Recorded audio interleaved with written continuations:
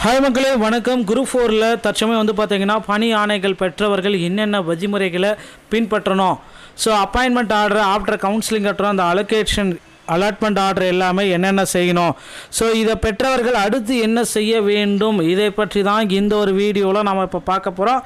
So appointment ஆர்டரை நீங்கள் வாங்கிட்டீங்க அப்படின்னா இந்த டிபார்ட்மெண்ட்டில் அப்பாயின்மெண்ட் ஆர்டரை நீங்கள் வாங்கிட்டீங்க. ஸோ அடுத்த நிகழ்வுகள் என்ன, டிஎன்பிஎஸ்சியில் என்ன நீங்கள் உடனே செய்ய வேண்டிய சில முக்கியமான தகவல்களை நான் இப்போ உங்களுக்காக சொல்ல போகிறேன். நீங்கள் நம்முடைய சேனலை முதல் முறையாக பார்க்குறீங்க அப்படின்னா மறக்காமல் ஒரு சப்ஸ்கிரைப் அண்ட் பெல்லை மட்டும் கிளிக் பண்ணி வச்சுக்கோங்க. ஸோ வாங்க எந்த வீடியோவில் என்ன நடக்குதுன்றதை சொல்லலாம். ஸோ டிஎன்பிஎஸ்சி குரூப் 4ல் கவுன்சிலிங் அப்படின்றது இந்த டேட்லேருந்து டேட் வரைக்கும் பண்ணிகிட்ருக்காங்க, அது எல்லாத்துக்குமே தெரியும். ஸோ கரண்ட்டில் எல்லாமே போயிட்டுருக்கு. ஒரு 7 நாள்லேருந்து 8, 9 இந்த மாதிரி 10 தினங்களாகவே டிஎன்பிஎஸ்சி குரூப் 4உடைய கவுன்சிலிங் எல்லாமே போயிட்டுருக்கு. ஸோ 1 to 1ல் 1:3 எல்லாமே போயிட்டுருக்கு. ஒரு சில ப்ரொசீஜர் எல்லாமே இருக்குது, இதை நீங்கள் ஃபாலோ கண்டிப்பாக பண்ணிக்கவே ஆகணும்.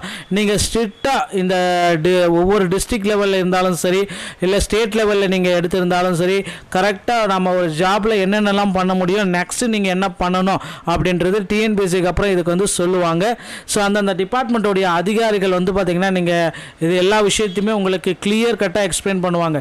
அடுத்தடுத்த விதிமுறைகள் நீங்கள் என்ன பண்ணணும், அப்பாயின்மெண்ட் ஆர்டர் நீங்கள் வாங்கிட்டீங்க, இதை பாருங்கள், இது அப்பாயின்மெண்ட் ஆர்டர் நீங்கள் வாங்கிட்டீங்க அப்படின்னா ஸோ சில விதிமுறைகள் எல்லாமே இருக்குது. Appointment authority of principal of chief conveyor forest, அந்த மாதிரி ஒவ்வொரு டிபார்ட்மெண்ட்டுக்குமே இருக்கும்.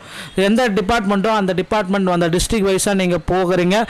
Purely professional the outcome cases relating requirement if any pending the honorable high court.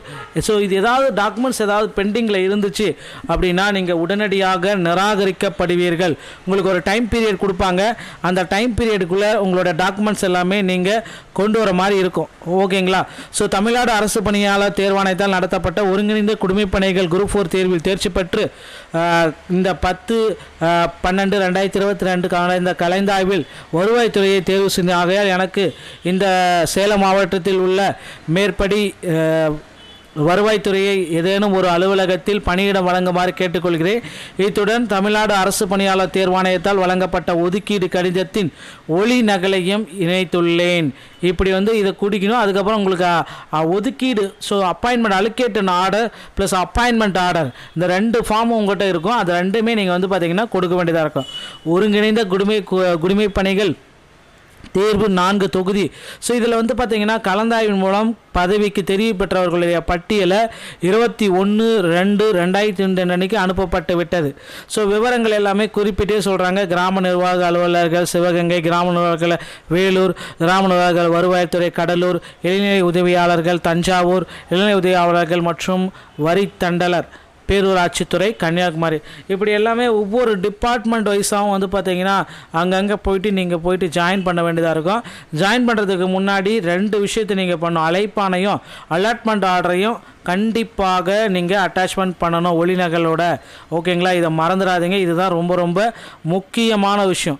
So அழைப்பானை, ஒதுக்கீடு கடிதம், இது ரெண்டுமே நீங்கள் அப்பாயின்மெண்ட்டை நீங்கள் எந்த டிபார்ட்மெண்ட்டோ அந்த டிபார்ட்மெண்ட்டோடைய அதிகாரிகள்கிட்ட நீங்கள் சைன்இன் வாங்கிட்டு தான் நீங்கள் அட்டெண்டன்ஸே போட முடியும். ஓகேங்களா? சரி, இப்போ கரெக்டாக நான் உங்கள்கிட்ட சொல்கிறேன். குரூப் 4 கவுன்சிலிங் அப்படின்றது 2020 யாரெல்லாம் ஒரு நல்ல மார்க் எடுத்துட்டிங்களோ அவங்களுக்கு இந்த கவுன்சிலிங் எல்லாமே நடந்து முடிஞ்சாச்சுங்க. ஆல்மோஸ்ட் வந்து பார்த்திங்கன்னா 5307 வேகன்சிஸில் இன்னொரு ஒரு 1000 வேகன்சிஸ் மட்டும்தான் இருக்குமே தவிர பெரிய வேகன்சிஸ் எல்லாமே இல்லைங்க. எல்லா வேகன்சிஸுமே ஃபில் ஆகிடுச்சு, எங்கே போய் பார்த்தாலும் ஃபில் ஆகிடுச்சு. ஸோ கிட்டத்தட்ட ஒரு 80-90% வேகன்சிஸ் எல்லாமே ஃபில் ஆகிடுச்சு மக்களே. இன்னொரு 20% வேகன்சிஸ் மட்டும்தான் இருக்குது. ஸோ இதை வந்து பார்த்திங்க அப்படின்னா உங்களுடைய டாக்குமெண்ட்ஸ் எல்லாமே நீங்கள் உங்களுடைய துறை அதிகாரிகளிடம் சமர்ப்பிக்கப்பட வேண்டியதாக இருக்குங்க. மேலும் வந்து பார்த்திங்கன்னா குரூப் 4ல் செகண்ட் சிவில் லிஸ்ட்டு பப்ளிஷ் பண்ணுவாங்களா அப்படின்னு கேட்கலாம். கண்டிப்பாக செகண்ட் சிவில் லிஸ்ட்டு பப்ளிஷ் பண்ண வாய்ப்புகள் அதிகமாக இருக்குது. செகண்ட் சிவில் லிஸ்ட் மட்டுமே கிடையாது, சில டைம் வந்து பார்த்திங்கன்னா இன்னும் கொஞ்சம் வேகன்சிஸ் வந்து உயர்த்த போகிறாங்கன்ற தகவலும் வந்திருக்கு. பொறுத்து வந்து நம்ம பார்க்கலாம். டிஎன்பிஎஸ்சி சம்பந்தமான செய்திகள் அனைத்தையும் நீங்கள் உடனுக்குடன் பெற நீங்கள் நம்முடைய சேனலோட இணைந்திருங்கள். மீண்டும் நல்ல தகவலுடன் நான் உங்களை சந்திக்கிறேன். நன்றி, வணக்கம், தேங்க்யூ. ஹாய் மக்களே வணக்கம். குரூப் 4ல் தற்சமயம் வந்து பார்த்திங்கன்னா பணி ஆணைகள் பெற்றவர்கள் என்னென்ன வழிமுறைகளை பின்பற்றணும், so appointment order after counselling கட்டுறோம், அந்த அலாட்மெண்ட் ஆர்டர் எல்லாமே என்னென்ன செய்யணும், ஸோ இதை பெற்றவர்கள் அடுத்து என்ன செய்ய வேண்டும், இதை பற்றி தான் இந்த ஒரு வீடியோவில் நம்ம இப்போ பார்க்க போகிறோம். ஸோ அப்பாயின்மெண்ட் ஆர்டரு நீங்கள் வாங்கிட்டீங்க அப்படின்னா இந்த டிபார்ட்மெண்ட்டில் அப்பாயின்மெண்ட் ஆர்டரை நீங்கள் வாங்கிட்டீங்க. ஸோ அடுத்த நிகழ்வுகள் என்ன, டிஎன்பிஎஸ்சியில் என்ன நீங்கள் உடனே செய்ய வேண்டிய சில முக்கியமான தகவல்களை நான் இப்போ உங்களுக்காக சொல்ல போகிறேன். நீங்கள் நம்முடைய சேனலை முதல் முறையாக பார்க்குறீங்க அப்படின்னா மறக்காமல் ஒரு சப்ஸ்கிரைப் அண்ட் பெல்லை மட்டும் கிளிக் பண்ணி வச்சுக்கோங்க. ஸோ வாங்க இந்த வீடியோவில் என்ன நடக்குதுன்றதை சொல்லலாம். ஸோ டிஎன்பிஎஸ்சி குரூப் 4ல் கவுன்சிலிங் அப்படின்றது இந்த டேட்லேருந்து டேட் வரைக்கும் பண்ணிகிட்ருக்காங்க, அது எல்லாத்துக்குமே தெரியும். ஸோ கரண்ட்டில் எல்லாமே போயிட்டுருக்கு. ஒரு 7 நாள்லேருந்து 8, 9 இந்த மாதிரி 10 தினங்களாகவே டிஎன்பிஎஸ்சி குரூப் 4 கவுன்சிலிங் எல்லாமே போயிட்டுருக்கு. ஸோ 1 to 1ல் 1:3 எல்லாமே போயிட்டுருக்கு. ஒரு சில ப்ரொசீஜர் எல்லாமே இருக்குது, இதை நீங்கள் ஃபாலோ கண்டிப்பாக பண்ணிக்கவே ஆகணும். நீங்கள் ஸ்ட்ரிக்டாக இந்த ஒவ்வொரு டிஸ்ட்ரிக்ட் லெவலில் இருந்தாலும் சரி, இல்லை ஸ்டேட் லெவலில் நீங்கள் எடுத்திருந்தாலும் சரி, கரெக்டாக நம்ம ஒரு ஜாபில் என்னென்னலாம் பண்ண முடியும், நெக்ஸ்ட்டு நீங்கள் என்ன பண்ணணும் அப்படின்றது டிஎன்பிஎஸ்சிக்கு அப்புறம் இதுக்கு வந்து சொல்லுவாங்க. ஸோ அந்தந்த டிபார்ட்மெண்ட்டோடைய அதிகாரிகள் வந்து பார்த்திங்கன்னா நீங்கள் இது எல்லா விஷயத்தையுமே உங்களுக்கு கிளியர் கட்டாக எக்ஸ்பிளைன் பண்ணுவாங்க. அடுத்தடுத்த விதிமுறைகள் நீங்கள் என்ன பண்ணணும், அப்பாயின்மெண்ட் ஆர்டர் நீங்கள் வாங்கிட்டீங்க, இதை பாருங்கள், இது அப்பாயின்மெண்ட் ஆர்டரு நீங்கள் வாங்கிட்டீங்க அப்படின்னா ஸோ சில விதிமுறைகள் எல்லாமே இருக்குது. Appointment authority of principal of chief conveyor forest அந்த மாதிரி ஒவ்வொரு டிபார்ட்மெண்ட்டுக்குமே இருக்கும். எந்த டிபார்ட்மெண்ட்டோ அந்த டிபார்ட்மெண்ட் அந்த டிஸ்ட்ரிக்ட் வைஸாக நீங்கள் போகிறீங்க. Purely professional the outcome cases relating requirement if any pending the honorable high court. So இது ஏதாவது டாக்குமெண்ட்ஸ் ஏதாவது பெண்டிங்கில் இருந்துச்சு அப்படின்னா நீங்கள் உடனடியாக நிராகரிக்கப்படுவீர்கள். உங்களுக்கு ஒரு டைம் பீரியட் கொடுப்பாங்க, அந்த டைம் பீரியடுக்குள்ளே உங்களோட டாக்குமெண்ட்ஸ் எல்லாமே நீங்கள் கொண்டு வர மாதிரி இருக்கும். ஓகேங்களா?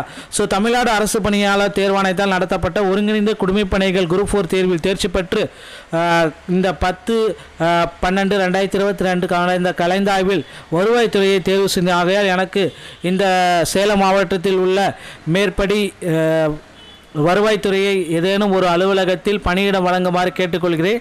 இத்துடன் தமிழ்நாடு அரசு பணியாளர் தேர்வாணையத்தால் வழங்கப்பட்ட ஒதுக்கீடு கடிதத்தின் ஒளி நகலையும் இணைத்துள்ளேன். இப்படி வந்து இதை குடிக்கணும். அதுக்கப்புறம் உங்களுக்கு ஒதுக்கீடு, so appointment allocation order plus appointment order, இந்த 2 ஃபார்மும் உங்கள்கிட்ட இருக்கும். அது ரெண்டுமே நீங்கள் வந்து பார்த்திங்கன்னா கொடுக்க வேண்டியதாக இருக்கும். ஒருங்கிணைந்த குடிமை பணிகள் தேர்வு 4 தொகுதி. ஸோ இதில் வந்து பார்த்திங்கன்னா கலந்தாய்வின் மூலம் பதவிக்கு தெரிவு பெற்றவர்களுடைய பட்டியலை 21/2/2022 அன்றைக்கி அனுப்பப்பட்டு விட்டது. ஸோ விவரங்கள் எல்லாமே குறிப்பிட்டே சொல்கிறாங்க. கிராம நிர்வாக அலுவலர்கள் சிவகங்கை, கிராம நிர்வாகர்கள் வேலூர், கிராம நிர்வாகர்கள் வருவாய்த்துறை கடலூர், இளைநிலை உதவியாளர்கள் தஞ்சாவூர், இளைநிலை உதவியாளர்கள் மற்றும் வரி தண்டலர் பேரூராட்சித்துறை கன்னியாகுமரி. இப்படி எல்லாமே ஒவ்வொரு டிபார்ட்மெண்ட் வைஸாகவும் வந்து பார்த்திங்கன்னா அங்கங்கே நீங்கள் போயிட்டு ஜாயின் பண்ண வேண்டியதாக இருக்கும். ஜாயின் பண்ணுறதுக்கு முன்னாடி 2 விஷயத்தை நீங்கள் பண்ணணும். அழைப்பானையும் அலாட்மெண்ட் ஆர்டரையும் கண்டிப்பாக நீங்கள் அட்டாச்மெண்ட் பண்ணணும் ஒளிநகலோட. ஓகேங்களா? இதை மறந்துடாதீங்க, இதுதான் ரொம்ப ரொம்ப முக்கியமான விஷயம். ஸோ அழைப்பானை, ஒதுக்கீடு கடிதம், இது ரெண்டுமே நீங்கள் அப்பாயின்மெண்ட் நீங்கள் எந்த டிபார்ட்மெண்ட்டோ அந்த டிபார்ட்மெண்ட்டோடைய அதிகாரிகள்கிட்ட நீங்கள் சைன்இன் வாங்கிட்டு தான் நீங்கள் அட்னன்ஸே போட முடியும். ஓகேங்களா?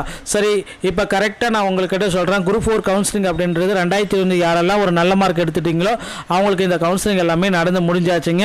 ஆல்மோஸ்ட் வந்து பார்த்திங்கன்னா 5307 வேகன்சிஸில் இன்னொரு ஒரு 1000 வேகன்சிஸ் மட்டும்தான் இருக்குமே தவிர பெரிய வேகன்சிஸ் எல்லாமே இல்லைங்க.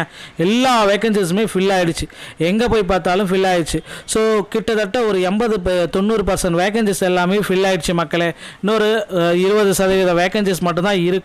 ஸோ இதை வந்து பார்த்தீங்க அப்படின்னா உங்களுடைய டாக்குமெண்ட்ஸ் எல்லாமே நீங்கள் உங்களுடைய துறை அதிகாரிகளிடம் சமர்ப்பிக்கப்பட வேண்டியதாக இருக்குங்க. மேலும் வந்து பார்த்தீங்கன்னா குரூப் 4ல் செகண்ட் சிவில் லிஸ்ட்டு பப்ளிஷ் பண்ணுவாங்களா அப்படின்னு கேட்கலாம். கண்டிப்பாக செகண்ட் சிவில் லிஸ்ட்டு பப்ளிஷ் பண்ண வாய்ப்புகள் அதிகமாக இருக்குது. செகண்ட் சிவில் லிஸ்ட் மட்டுமே கிடையாது, சில டைம் வந்து பார்த்தீங்கன்னா இன்னும் கொஞ்சம் வேகன்சிஸ் வந்து உயர்த்த போகிறாங்கன்ற தகவலும் வந்திருக்கு.